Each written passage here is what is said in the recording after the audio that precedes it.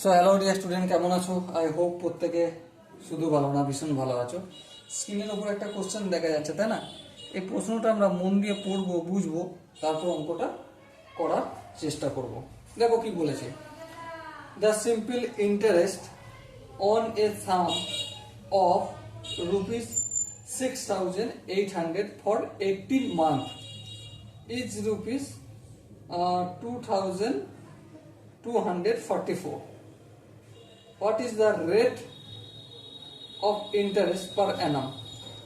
মানে মুদ্রা কথা, সরল সুদে আসল হচ্ছে 6,800 টাকা, ঠিক আছে, যেটা 18 মাসে সুদ দিয়েছে 2,244 টাকা। তাহলে রেট অফ ইন্টারেস্ট কত বলতে হবে। দেখো, প্রথমে আমি প্রিন্সিপালটা লিখে নেবো, কত? 6,800 টাকা। বেশ, ইন্টারেস্ট কত? ইন্টারেস্ট আমরা পেয়েছি 2,244 টাকা। বেশ, টাইম কত?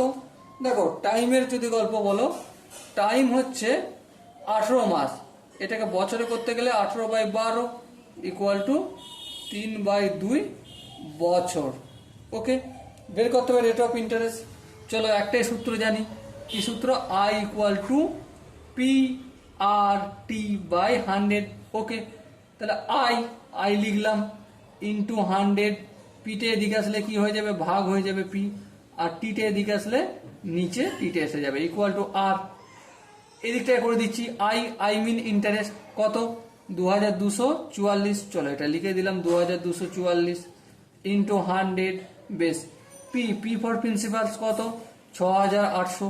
এই 6,800টা লিখলাম ইন্টু টাইম 3/2। এই 3/2টা এখানে না লিখে এই উপরের দিকে হয়ে গেল। হ্যাঁ, ঠিক আছে, কোনো অসুবিধা নেই। এবার দেখো, এই শূন্য কাটলো। হ্যাঁ, ঠিক, এই শূন্য আর এই শূন্য কেটে গেল। বেশ, এরপর কোথায় কি করা যায় দেখো। কোথায় কি ধ্যান দিয়ে লক্ষ্য করো। এই 2 কাটলো আর এটা 34। 34 দুগুণে 68। হ্যাঁ, ঠিক, এখানটা কোনো বুঝতে অসুবিধা নেই। এবার দেখো, 17 দুগুণে 34। হ্যাঁ, আচ্ছা, এটা 1 1 2 2 হবে। হ্যাঁ, সো এখানে কি পেলাম?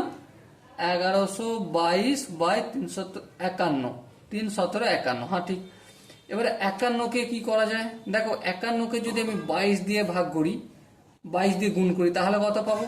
1122 পাবো। করে দেখে নিলেই বোঝা যাবে, তাই না? দেখো না, 51 22, 2 1 2, 5 দুগুণে 10।